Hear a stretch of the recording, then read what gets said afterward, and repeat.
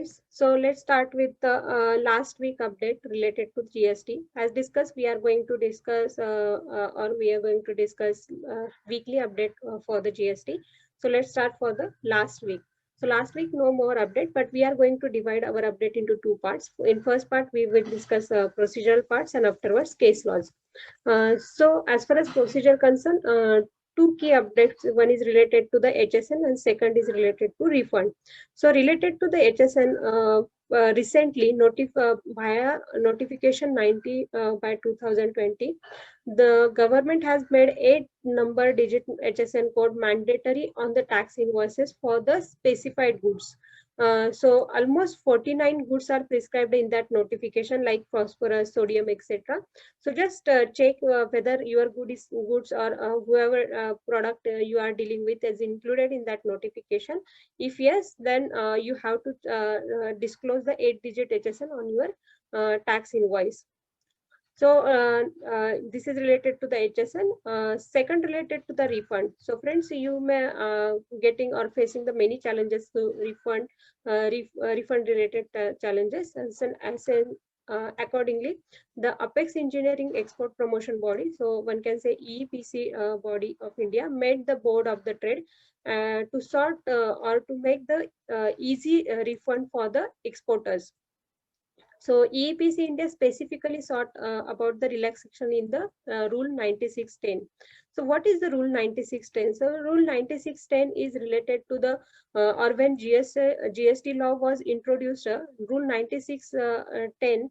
If you see the as per Rule 9610, exporter was only allowed to export the goods on payment of the GST only if the said exporter has not received the goods from a registered supplier or from a supplier who has availed the benefit of any notification specified in that rule. So there are many notifications specified, like the exporter availing the advance authorization benefit, like that only.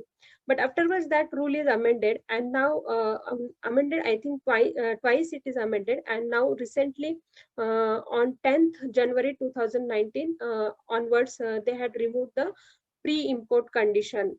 So because of that route, many hurdles are getting created in the refund procedure for the exporter who has availing the other benefits like advance authorization, etc.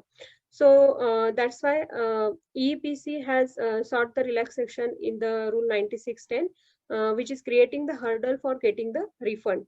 So we will see whether that request is considered by the board afterwards. We will see in the days to come. But second aspect highlighted by the board is related to the ROTDF, ROTEP scheme. So ROTEP scheme. You may aware that the from 1st January or in the next year, new scheme is going to be introduced in the place of the MEIS. So related to the FTP benefit. The scheme name is remission of the duties and taxes on the export product. So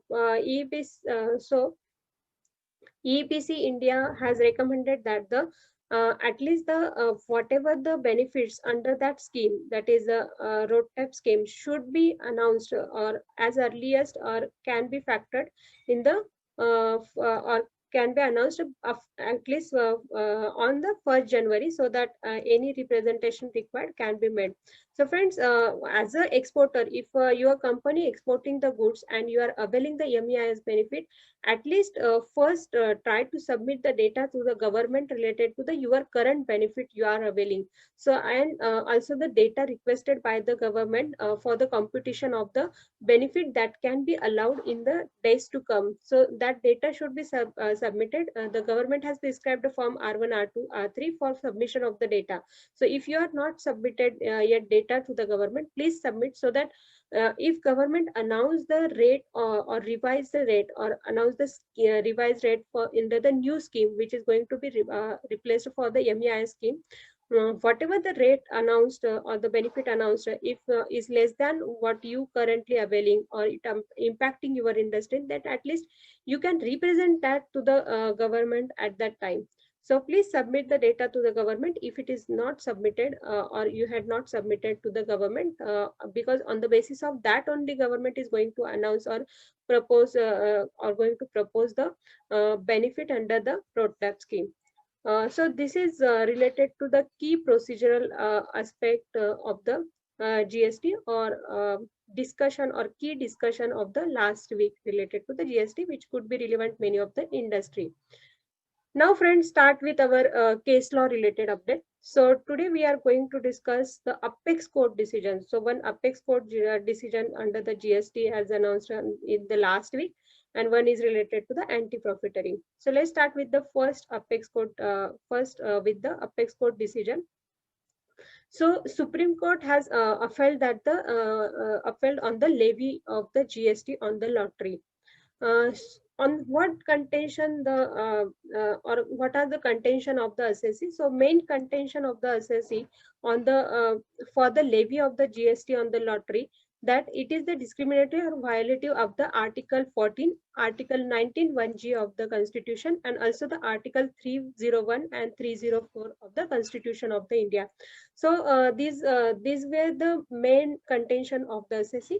However, Supreme Court has upheld the levy of the GST on the lottery, and the decision is based on the key what are the key observation of the Supreme Court, and on which basis that decision is based, that we are going to discuss. So if you read this judgment, really a very detailed judgment, but we are going to discuss the key observation on which the decision is based on. The first observation of the Supreme Court or Apex Court is that uh, the inclusion of actionable. So if you refer section 252 of the CGST Act, it includes the actionable claim also. So definition of the goods itself includes the actionable claim also, and hence lottery is also getting included in the definition of the goods. Also, as per Apex Courts, the definition given in the CGST Act is not contrary to the legal meaning of the goods, and it is also not a constitutional, not unconstitutional.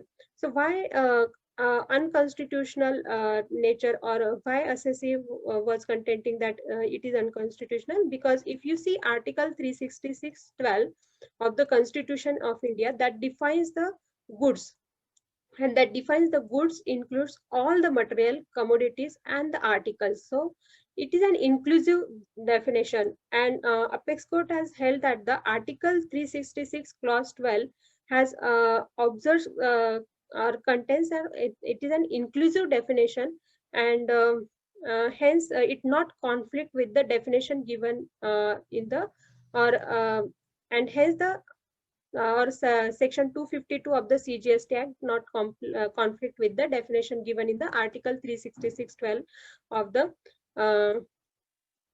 Constitution of India.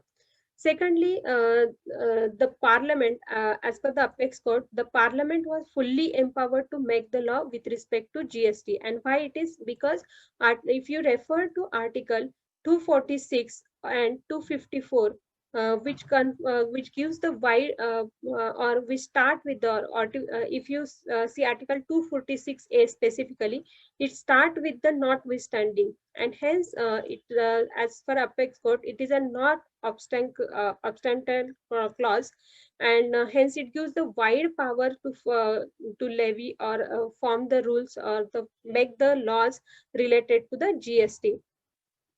But friends, even though these are the some of the key observations of the Supreme Court, uh, main main question arises whether if you refer the Article 366(12), which gives the definition of the goods, which says that the goods includes all material, commodities, and articles. So main question arises whether the lottery is a material, commodity, or article. And if you refer section 252 of the CGST Act, it defines the goods to include the actionable claim. So as far as we are having a now Apex Court decision, so one can say that the now it is clarified that the on the lottery GST should be levied. So this is related to the recent Apex Court decision. Second, related to the anti-profiteering. So if you see from the introduction of the GST, there are many cases launched related to the anti-profiteering, and some of the industries one can say in the radar of the anti-profiteering, like construction industry or retail businesses, or one can say even the movie cinema theater, hotels, such industries on which huge notices of the anti-profiteering are getting. So recently also in one of the case, so BPTP Private Limited, the anti-profiteering case has launched, and the DGAP directed that to investigate all the projects whether they had passed on the proper benefit to the home buyers. So definitely somewhere many of the construction sector or many of the taxpayers has already passed on the benefit as per their calculation, but sometimes whenever authorities comes and visit and check that benefit, authorities could be of different view, and on that basis or on their computation the different benefit come across, and after that required to be they are recovering that with the interest and the penalty.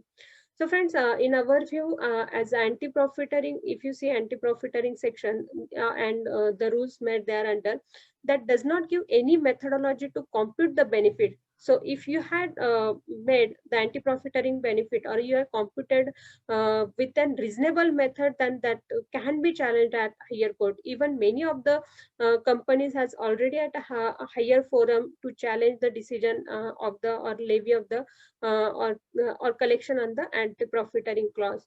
So definitely we will have a positive decision related to the anti-profiteering as per our view in days to come, because there is no methodology for the competition, how trade will be going to compute the methodology, even though there is no clarification which benefit or whether net benefit, gross benefit is to be passed on to the consumers. So this lack in clarification, and even if there is no competition methodology, there are earlier apex court decision that the if the actor will not provide the competition methodology, then levy fails. So definitely it is then could get challenged in days to come in the higher forum, and even many of the taxpayers is already at high court level for the purpose of anti-profiteering decisions. So this is related to the